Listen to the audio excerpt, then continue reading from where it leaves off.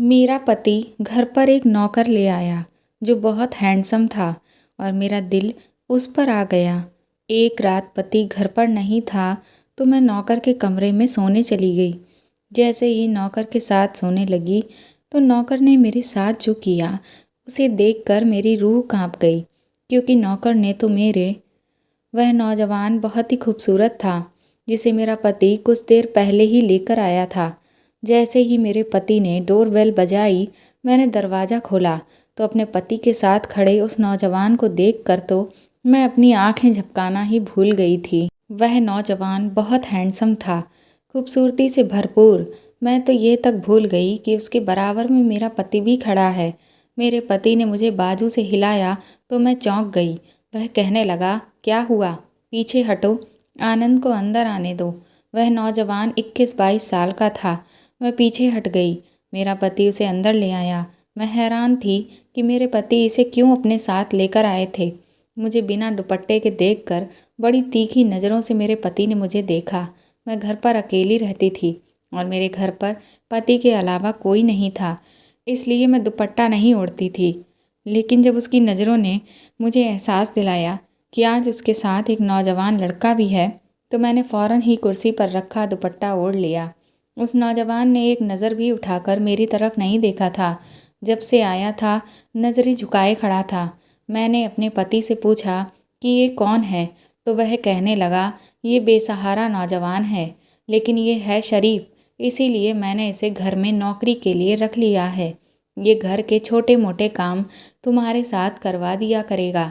हालांकि ये बात सुनकर मुझे बुरा लगना चाहिए था कि एक नौजवान को मेरा पति घर ले आया था, वह भी घर के काम काज करवाने के लिए। लेकिन मुझे बुरा नहीं लग रहा था। अंदर ही अंदर ना जाने क्यों मैं अपने पति के फैसले से बड़ी खुश थी। मैंने कहा, ये तो आपने बहुत अच्छा किया, क्योंकि मुझे घर के काम करने में बहुत मुश्किल पेश आ रही थी और फिर जब बाजार से सामान लाना होता तो मैं बहुत थक जाती हूँ।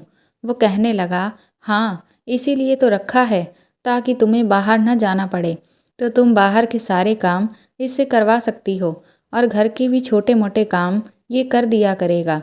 हमारा घर बहुत बड़ा तो नहीं था कि नौकरों के लिए कोई अलग से कमरा दिया जाता, इसीलिए मेरे पति ने घर का स्टोर रूम उस लड़के के लिए खाली कर दिया। मेरे पति ने वहीं पर एक चारपाई रख दी और एक पंखा भी लगा दिया। फिर मेरे पति ने एक प्लेट में खाना लगाया और उस लड़के को स्टोर रूम में दे दिया। मुझसे कहने लगे कि जब कोई काम न हो तो इसे घर में ज़्यादा घूमने फिरने मत देना, इससे कहना कि स्टोर रूम में ही रहा करे। मैंने कहा, ठीक है। न जाने क्यों मेरे अंदर एक अजीब सी बेचैनी जन्म लेने लगी थी। मुझे पूरी रात सुकून से नींद नहीं आई। आंखें बंद करती तो उस नौजवान का चेहरा मेरी आंखों के सामने आने लगता। न जाने क्यों, लेकिन मेरा दिल ये चाह रहा था कि जल्दी से सुबह हो जाए और मेरा पति अपने काम पर चला जाए। मैं इस नौकर को जी भर के देखूं, जिसकी एक झलक ने ही मुझे दीवाना बना दिया था। इतना नूर तो मैंने आज तक किसी लड़के के चेहरे पर नहीं देखा था जितना इस नौजवान के चेहरे पर था। बस मुझे हैरत इस बात की थी कि कैसा अजीब सख्त इंसान है जिसने एक बार भी मेरी तरफ आंख उठाकर नहीं देखा। अगले दिन सुबह मैं जल्दी ही उठ गई थी और किचन में जाकर नाश्ता बना रही थी कि जब मेरे पति ने स्टोर रूम के दरवाजे पर दस्तक दी। वह नौजवान बाहर आ गया। मेरे पति ने कहा कि घर का सामान ले आओ और अपनी मालकिन के साथ ज़रूरी काम करवा लो, फिर मैं तुम्हें दुकान ले जाऊंगा। जब मैंने ये सुना तो मैं परेशान हो गई। मेरा पति उसे दुकान क्यों लेकर जा रहा था? वह तो उसे घर के लिए लाया था। मैंने नाश्ता बनाया और गैस बंद करके बाहर आ गई। मैंने कहा कि आप इसे कहाँ लेकर जा रहे हो? इसे तो आपने घर के काम काज के लिए रखा है ना? मेरी बात सुनकर मेरा पति पहले तो मुझे घूर घूर कर देखने लगा, फिर कहने लगा कि पूरा दिन यहाँ पर क्या करेगा? अभी 1 घंटा है, तुम्हें जो काम करवाना है तुम करवा लो।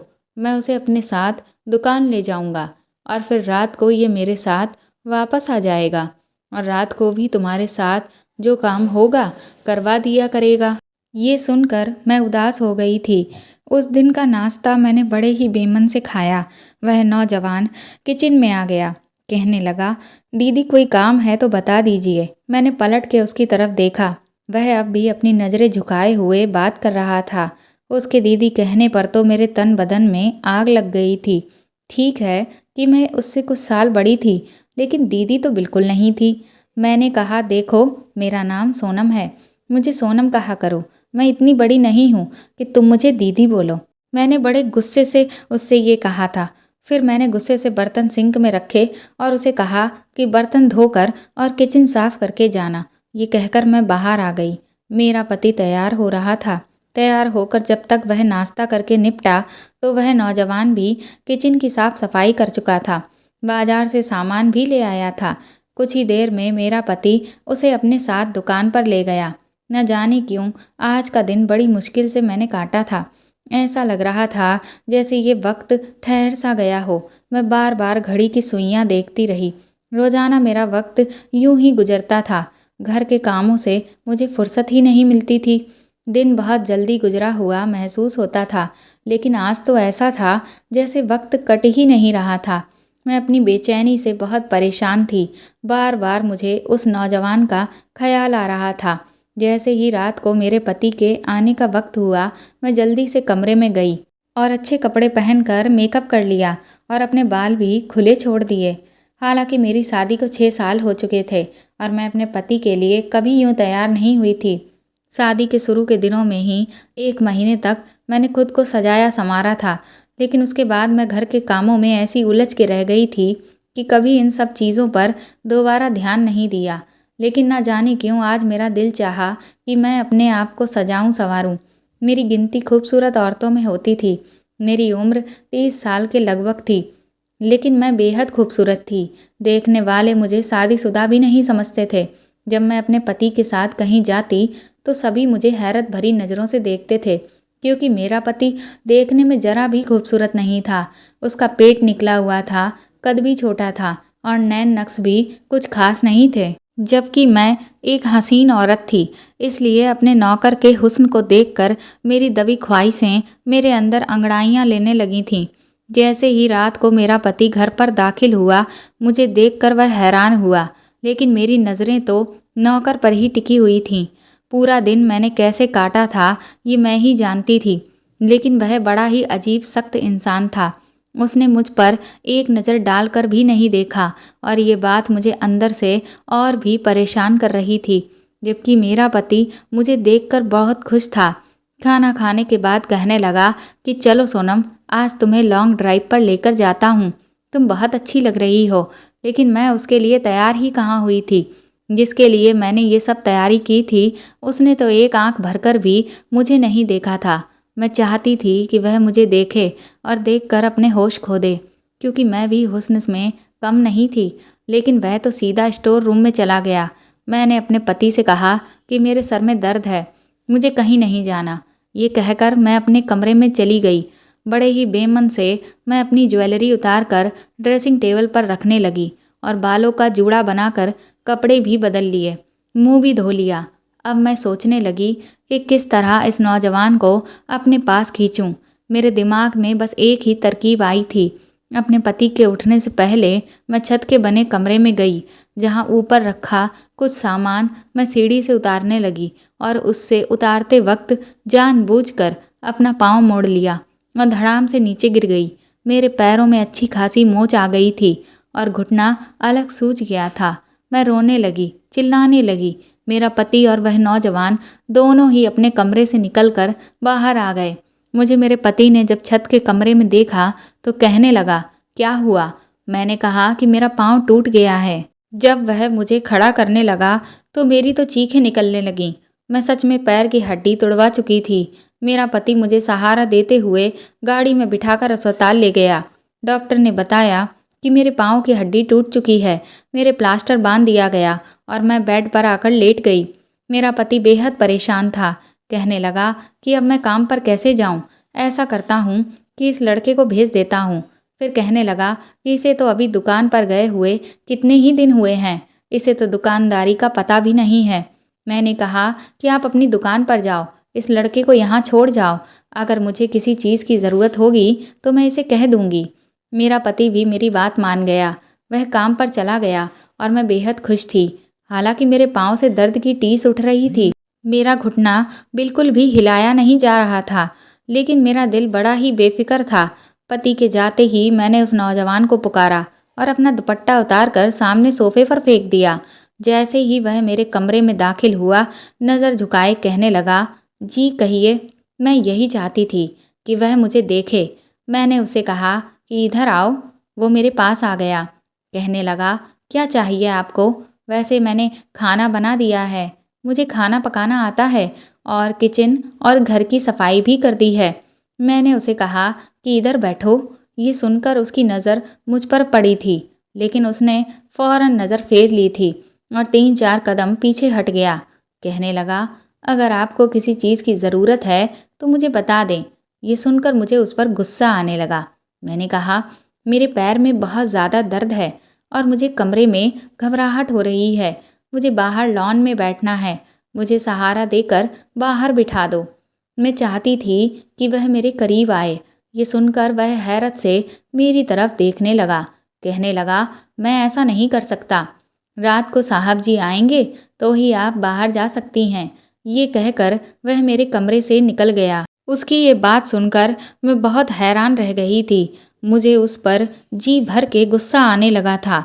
वह समझता क्या था खुद को? जितना मैं उसके पास जाने के बहाने ढूंढती, उतना ही वह मुझसे कतराता था। लेकिन एक बार मुझे मौका मिल गया। जैसे ही मेरा पति काम के लिए घर से बाहर निकला, मैं जानबूझकर चिल्लाने लगी, जैसे कि गिर गई हूँ। मैं बेड का सहारा लेकर ज़मीन पर बैठ गई। बैसाखी भी मैंने एक तरफ फेंक दी थी, जिसे देखने में ये लगे कि मैं बेड से नीचे गिर गई हूँ। आनंद जैसे ही कमरे में दाखिल हुआ, मैं चिल्लाने लगी, रोने धोने का ड्रामा करने लगी। वह मेरे पास आ गया। मजबूरन उसे मुझे सहारा देना पड़ा। जैसे ही उसने मेरे बाजू को अपने कंधे पर रखा और मेरी कमर पर हाथ रखकर मुझे उठाने की कोशिश करने लगा, उसकी हरकत पर मेरा दिल खुश होने लगा। मैं यही चाहती थी। उसने मुझे बेड पर बिठाया। फिर तो मैंने ये सिलसिला ही पकड़ लिया था। मैं बार बार उसे पुकारती, वह बेचारा मजबूरन मुझे सहारा देता। मैं चाहती थी कि मेरी करीबी उसे बेचैन कर दे, और फिर एक मर्द के कोई औरत इतने करीब होने से कुछ ना कुछ तो उसके भी दिल में हलचल शुरू होगी। असल में जब इंसान को जो चीज़ मिले, जिसकी उसे ख्वाहिश होती है, तो वह चीज़ उसे परेशान करने लगती है। मेरा भी यही मसला था। मेरी शादी को 6 साल बीत गए थे, लेकिन औलाद नहीं हुई थी। मेरे पति ने आज तक मुझे इस बात का ताना नहीं दिया था। मैं खूबसूरत लड़की थी, इसलिए जब भी किसी महफिल में जाती तो नौजवान खूबसूरत लड़कों को देखकर मेरी नज़रें उन्हीं के आसपास घूमती रहती थीं। मैं हसीन और नौजवान को देखकर ठंडी आहें भरती थी। उस वक्त मुझे अपने साथ बैठा अपना पति बहुत बुरा लगता था। कभी लगता कि मैंने जल्दबाजी में आकर गलत फैसला कर लिया। मैंने सिर्फ पैसा देखा, क्योंकि मेरे माँ बाप के घर में पैसे की बहुत कमी थी। उस वक्त मुझे यही लगा कि मेरे पास पैसा होगा तो मुझे ज़िंदगी की तमाम ऐशो आराम मिलेंगे, तो ये कसक भी दिल से जाती रहेगी। मेरा पति खूबसूरत नहीं है। अब इंसान को हर चीज़ तो नहीं मिलती। मुझे लगा था कि वक्त के साथ साथ मेरे दिल की ख्वाहिश ख़त्म हो जाएगी, लेकिन ऐसा नहीं हुआ। मुझे कभी भी मेरा पति अच्छा नहीं लगा। हाँ, ये था कि मैं एक अच्छे बड़े घर में रहती थी। मेरे कमरे में एसी लगा हुआ था। खाने पीने के लिए हर चीज़ थी। पैसा खर्च करते हुए मुझे सोचना नहीं पड़ता था। लेकिन मुझे अपने पति की संगत नहीं आती थी। मुझे वह बिल्कुल भी अच्छा नहीं लगता था। जितना वक्त मैंने उसके साथ गुजारा, मैं एक दिमागी तकलीफ़ से गुजरती थी। उस वक्त ना तो मुझे ऐसो आराम अच्छा लगता, ना बड़ा घर। मैं यही सोचती, अगर मेरा पति मेरा मनपसंद होता तो शायद मैं उसके साथ एक कमरे में भी हंसी खुशी गुजर कर लेती, उससे जी भर के बातें करती। मेरी ख्वाहिश मेरे अंदर गहरी होती जा रही थी। आनंद को देखकर मुझे लगा कि बस मेरी तलाश खत्म हो गई है। मैं चाहती थी कि वह मेरी तरफ खिंचा चला आए, लेकिन वो नज़र उठाकर देखता ही नहीं था। उसकी आंखों में अपना अक्स देखना चाहती थी। अब मेरा घाव काफ़ी हद तक ठीक हो चुका था, प्लास्टर भी उतर चुका था, लेकिन मैं जानबूझकर चीखने लग जाती थी ताकि वह मुझे सहारा दे। मेरा पति कहने लगा कि मैं तुम्हें एक स्टैंड ला देता हूँ। उसकी मदद से तुम्हारे लिए चलना फिरना आसान हो जाएगा और डॉक्टर ने तो कहा है कि तुम अपने पाँव पर वजन रख सकती हो। मैंने गुस्से से अपने पति की तरफ देखा और कहा, डॉक्टर को क्या पता है कि मुझे क्या तकलीफ है? उसका क्या है, वह तो जो चाहे कह देगा। लेकिन ये ड्रामा भी मैं कब तक कर सकती थी? मैं अपने पति से पीछा छुड़वाना चाहती थी। एक बार आनंद फ़ोन पर किसी से बात कर रहा था। उसके पास नोकिया का छोटा सा मोबाइल था। वो बात करने में बिजी था। मैं अब ठीक ठाक चल सकती थी, फिर भी मैं जानबूझकर धीरे से चलती हुई किचन के दरवाजे तक चली गई। वह किसी से कह रहा था कि मैं बहुत जल्द माँ को तुम्हारे घर भेज दूंगा। अब तो मेरी नौकरी भी लग गई है। तुम्हारा बाप अभी इनकार नहीं कर सकता। मैंने बहुत बड़ी रकम भेजी है। मैं शादी करके तुम्हें शहर ले आऊँगा। मेरा ये सुनना था कि मेरे होश उड़ गए। मैं तो आनंद से बेहद मोहब्बत करने लगी थी। मुझसे जुदा नहीं हो सकती थी। मैं चाहती थी कि वह मुझसे मोहब्बत करे, लेकिन वह तो शायद किसी और लड़की के चक्कर में था। मैं धीरे से चलती हुई अपने कमरे में गई। मुझे इस वक्त सब कुछ बहुत बुरा लग रहा था। मेरा जी चाहा कि मैं वह लड़की अगर मेरे सामने आ जाए तो मैं उसका गला घोंट कर उसे अभी के अभी मार डालूं। आनंद मेरे अलावा कैसे किसी लड़की से मोहब्बत कर सकता है? मैंने आईने के सामने अपने आप को देखा। मैं बहुत खूबसूरत थी। ये कैसे मुमकिन था कि मैं सभी को हसीन लगती हूँ? मेरे दिमाग में आने लगा कि कहीं वो लड़की मुझसे भी ज़्यादा खूबसूरत तो नहीं। जो भी हो, मैं ये बर्दाश्त नहीं कर पा रही थी। मेरी आंखों से आंसू बहने लगे। मैंने आनंद को आवाज़ लगाई। वो दौड़ता हुआ कमरे में आया। मुझे अपने पैरों पर खड़ा देख हैरान हुआ। फिर बोला, मैडम जी, कैसे बुलाया मुझे? मैंने कहा, अंदर आओ, मुझे तुमसे कुछ बात करनी है। वह अंदर दाखिल हो गया। मैंने उससे कहा कि मैं तुमसे मोहब्बत करती हूँ। ये सुनकर तो वो हैरान रह गया था। पहली बार उसने मेरी तरफ देखा था, लेकिन वह भी नफ़रत से। कहने लगा, शर्म नहीं आती मुझसे इस तरह की बातें करते हुए? मैंने कहा, तुम हो ही इतने हसीन, उसमें मेरा क्या कसूर है? फिर मैंने अपनी अलमारी के लॉकर से बहुत सारे पैसे निकाल कर उसे दिए। ये देखकर वो चौंक गया। मैंने कहा, मैं तुम्हें नोटों से भर दूंगी अगर तुम मेरी ख्वाहिश पूरी करोगे। मेरी बात अभी यहीं तक थी कि उसने ज़ोरदार थप्पड़ मेरे मुंह पर मार दिया। कहने लगा, इससे आगे एक और शब्द कुछ कहा तो मैं मालिक को बता दूंगा कि आपकी क्या सोच है। मैं तो हमेशा आपको बड़ी बहन की तरह समझता था। आपको शर्म नहीं आती मेरे बारे में ऐसा सोचते हुए? मुझे उसके थप्पड़ से इतनी तकलीफ नहीं हुई जितना उसके बहन कहने से हुई थी। मैंने कहा, नहीं हूँ मैं तुम्हारी बहन। मैं तुमसे मोहब्बत करती हूँ। तुम्हारी मोहब्बत में दीवानी हो चुकी हूँ। मुझे हर कीमत पर तुम्हें पाना है। और जिस लड़की से तुम शादी की बात कर रहे थे, मैं तुम्हें वह भी नहीं करने दूंगी। और अगर तुमने कोशिश की कि तुम मेरे पति को मेरे बारे में कुछ भी बताओ तो तुम सोच भी नहीं सकते कि मैं तुम्हारे साथ क्या कर सकती हूँ। मैं जुनूनी हो चुकी थी। मैं दीवानों की तरह चिल्लाकर उससे कह रही थी। ये सुनकर वो फौरन ही कमरे से बाहर निकल गया। अगले दिन वो मेरे पति से कहने लगा कि मैं आपकी नौकरी नहीं कर सकता। मेरे पति ने कहा कि क्यों नहीं कर सकते? क्या तुम भूल रहे हो कि तुमने मेरे साथ 2 साल का कॉन्ट्रैक्ट किया है? मेरे पति कहने लगे कि उस दिन तुम रो रहे थे, हाथ जोड़ रहे थे कि मैं तुम्हें नौकरी दे दूं, और अभी तुम्हें नौकरी करते हुए 2 महीने नहीं गुजरे। वो कहने लगा कि मैं आपको वजह नहीं बता सकता। मेरे पति ने उससे कहा कि ठीक है, जो पैसे मैंने तुम्हें एडवांस दिए हैं लौटा दो। 3 लाख की रकम मैंने तुम्हें यूं ही नहीं दी थी कि तुम 2 महीने में नौकरी छोड़ दो। मैंने तुम्हें घर पर इसीलिए रखा था क्योंकि तुम एक शरीफ लड़के थे। तुम्हारे होते हुए मुझे फ़िक्र करने की ज़रूरत नहीं थी। मेरी बीवी सुरक्षित थी। मुझे इतना भरोसा है तुम पर, बस इसी वजह से मैंने तुम्हें रखा था। और वैसे भी मैं कल शहर से बाहर जा रहा हूँ। 3 दिन बाद वापस लौटूंगा, इसलिए 3 दिन तक मैं तुम्हें कोई छुट्टी नहीं दे सकता। वापस आकर तुम चले जाना और मेरी दी हुई रकम मुझे वापस हर हाल में चाहिए। मेरा पति 3 दिन के लिए कहीं जा रहा था। ये सुनकर तो मैं बहुत खुश थी। उन 3 दिनों में तो मैं आनंद से अपनी हर ख्वाहिश पूरी करवा सकती थी। आनंद ये सुनकर बहुत परेशान हो गया था। अगले ही दिन मैंने अपने पति का बैग तैयार कर दिया। वह कहने लगा, इसका ज़रा ध्यान रखना, कहीं भागने की कोशिश ना करे। पूरे 3 लाख का एडवांस ले चुका है। इसे सख्त ज़रूरत थी। इसका फूफा अपनी लड़की की शादी किसी और से कर देता। 3 लाख देकर ही उसने अपना रिश्ता वहाँ पक्का किया है।